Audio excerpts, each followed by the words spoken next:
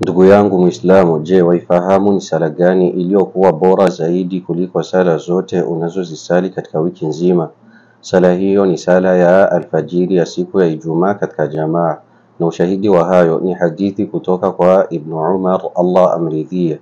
Sahaba huwa anatueleza kwamba qala ar-rasul sallallahu alayhi wasallam, alisema Mtume rehma na amani za Allah ziwe juu yake ya kwamba afdalu salawati inda Allahi, sala iliyokuwa bora zaidi kwa Allah subhanahu wa ta'ala, salatu subhi yawma aljum'ati fi jama'atin, ni sala ya alfajiri ya siku ya Ijumaa katika jamaa. Hadithi hii amepokea Imamu al-Baihaqi na akawa amesahihisha Imamu al-Albani, Allah awarehemu.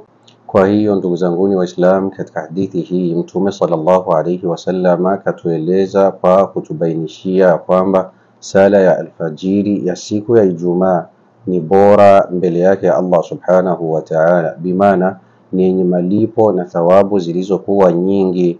Na haya yote ni kwa kuwa kwanza, sala ya alfajiri ni bora kuliko sala tano zote unazozisali kwa siku nzima.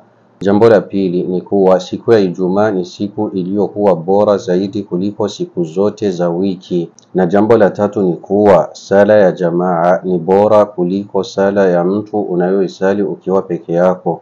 Kwa hiyo ubora wote huu na fadhila zote hizi zinajikusanya katika siku hiyo ya Ijumaa katika sala ya alfajiri.